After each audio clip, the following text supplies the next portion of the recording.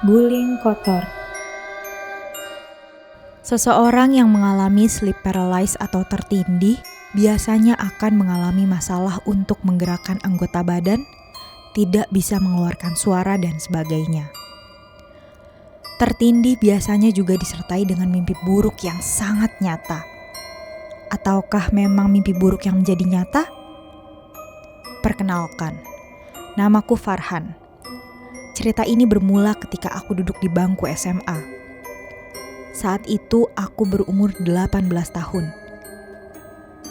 Di umur saat itu, aku paling sering mengalami hal-hal aneh yang tidak aku ketahui, seperti tertindih atau biasanya disebut rep-repan. Aku juga pernah mengalami rogo sukmo atau astral projection dalam tidurku. Dari kejadian yang aku sebutkan tadi, yang paling sering aku alami adalah ketindihan. Jam dinding menunjukkan pukul 11 malam. Sudah waktunya aku untuk tidur. Aku pun tertidur cukup pulas. Kira-kira 15 menit telah berlalu. Tiba-tiba aku tersadar dari tidurku. Saat itu rasanya aku susah tidur cukup lama. Aku coba membuka mata, tapi tidak bisa. Tubuhku seakan-akan terikat dengan tali di sekujur tubuh. Tidak bisa menggerakkan badan, bahkan hanya sekedar untuk membuka mulut pun aku juga tidak bisa. Aku merasakan suasana sekitarku begitu ramai. Seakan-akan sedang banyak orang lalu lalang di kamarku. Aku berpikir ini hanya mimpi. Tidak mungkin nyata. Karena malam itu aku tidur sendirian dan tidak ada orang di kamarku selain aku. Saat kejadian itu, aku dalam keadaan tersadar. Atau mungkin tidak sadar. Aku gak tahu pasti. Karena rasanya sulit untuk memastikan bahwa aku ini sedang sadar atau sedang bermimpi. Kejadian itu pun berlalu begitu saja tanpa aku sadari. Dan ternyata aku kembali terbangun dari tidur.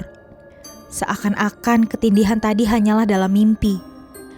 Tapi rasanya mimpi itu begitu nyata. Rasanya seperti mimpi dalam mimpi. Ini adalah kejadian tertindih pertama kali yang aku alami. Setelah kejadian itu pun aku tidak cerita ke siapapun. Karena aku mengira itu hanya sebuah mimpi buruk biasa. Tapi ternyata kejadian ini berulang lagi malam-malam berikutnya. Sejak kejadian semalam, aku takut untuk memejamkan mata. Karena aku pikir jika aku tidur, aku akan mengalami hal yang sama seperti malam kemarin. Sampai akhirnya jam sudah menunjukkan tengah malam dan aku masih tidak bisa tertidur. Aku terpaksa meninggalkan kamarku dan mengetuk kamar Bang Dika. Saat itu juga, aku tidur di kamar Bang Dika untuk menghilangkan rasa takut. Tapi ternyata apa yang aku alami tidak membuat tidurku menjadi nyenyak. Lagi-lagi aku tersadar dari tidurku. Kali ini aku tidur dalam posisi miring ke kiri, menghadap pintu kamar. Badanku terasa terikat lagi, seperti malam sebelumnya. Aku coba membuka mataku. Mataku berhasil terbuka, tapi hanya sebelah kiri. Dan saat itu tepat di depan mataku terlihat ada guling. Aku melihat dalam jarak yang sangat dekat. Mungkin hanya beberapa jengkal jari. Guling itu benar-benar berdiri persis di depanku. Aku sempat bingung, kenapa guling Bang Dika itu kotor sekali. Banyak bercak-bercak tanah seperti lumpur. Dan yang paling aneh adalah posisi guling itu. Aku melihat guling itu dengan mata kiriku. Guling itu posisinya berdiri sangat jelas sekali. Guling itu berdiri dan seakan-akan sedang mengawasiku selama aku tertidur. Aku mencoba memberanikan diri untuk melihat guling itu dari bawah. Perlahan melihat ke atas. Aku melihat beberapa tali yang mengikat guling itu sampai akhirnya aku sadar bahwa itu bukan guling. Sontak saja aku ketakutan. Mau memejamkan mata kembali pun tak bisa. Saat itu rasanya waktu berhenti cukup lama. Butiran keringat dingin menetes dari keningku sampai akhirnya aku berhasil terbangun dari tidurku. Dengan keringat dingin yang membasahi sekujur badan dan napasku tidak beraturan.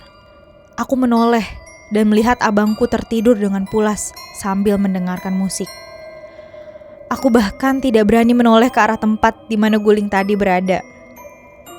Sejak itu, aku tidak berani menutup mata untuk tidur dan terpaksa begadang sampai pagi.